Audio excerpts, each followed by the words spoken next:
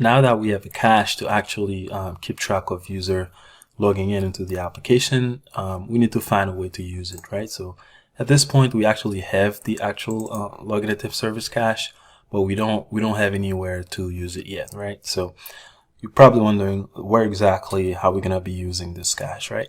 So every time you try to log into the application, there are two possible events that can happen, right? There's one if you authenticated successfully, and then there's another one if the authentication failed. And we can just leverage those two events and then use our cache from those events, either when they're fired or not. So let's go over to I'm gonna collapse all of these for now. And let's go over to the main package, and I'm gonna create a new package, and I'm just gonna call it listener. And in this package, we're gonna put those event listeners. So the first one is going to be authentication. Authentication failure listener. Okay. So this is what's gonna fire every time that a user fails to log into the application. So I'm gonna define this as a component so that Spring can create a bean for us. So component, and then here I'm gonna call the login attempt service. So let's do private and login attempt service, and we're gonna call it login attempt service. And then now we can create a constructor. So constructor, and we only have that one. And then here we can pass the auto wire annotation. So auto wire. So all we're doing here is just wiring this bean into this class so that we can use it into this class. So now we're gonna have to define the actual method that's gonna actually listen to the event. So here I'm gonna go ahead and collapse this. So here we're gonna create a method. So we're gonna do public, and it's not gonna return anything. So void, and let's call it on authentication failure.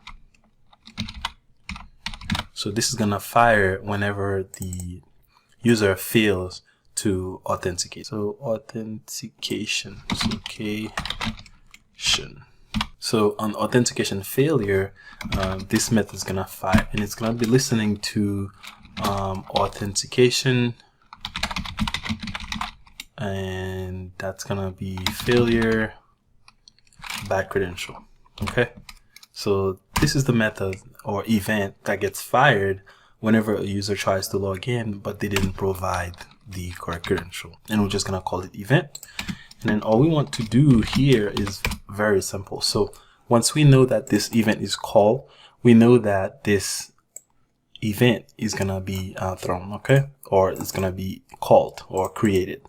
So once we know that, we can actually try to get the authentication from the actual event. So all we're gonna do is we're gonna create an object. So we're gonna do object, and that's gonna be the principal, and we're gonna set this equal to the event that get authentication, and then we want to get the principal. So get principal. Okay, so if you remember, when the user is trying to log in, if we go back to the resource, right? So when we call this user password authentication token, when we try to log in, we're actually passing in a string. Okay, so that means that this is going to be the principal here is going to be a string, but since this is the get principal returns an object, so we defining it here as an object, but we know that this is going to be a string. Okay, so all we have to do now, we can do if the principal is an instance of string, which we know it's going to be, then we can just get that username. So we can do string username, and then we're gonna cast this as a string. So we're gonna do string casting, and then we're gonna do event, and pretty much do the same thing here.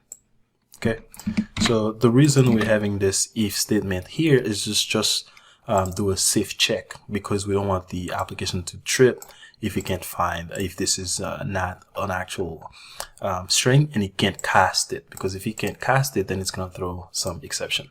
So we're just making a safe check here on line 19. And then once we have a hold of the username, then we can add that user in the login attempt service. So we can just call this and then add the user to the cache. Okay. And then here we just have to throw the exception. So that's all we have to do here. And then we just have to annotate this at event listener. Okay. Because that's what we're doing here. We're listening on that event. Whenever it occurs, then we'll grab the principal, which in this case we know is going to be an actual username, and then we can add that user into the actual cache. Okay, so that user will be inside the cache at this point if they fail to log in. Okay, because every time they fail to log in, then this event is fired, which is the authentication failure bad credentials event. And you can take a look at this event. There's like a bunch of them that you can use to build your application. So it's really very convenient, you know, the amount of things that you can actually do, you know, how you can extend the Spring functionalities that you already have. So I'll see you in the next lecture.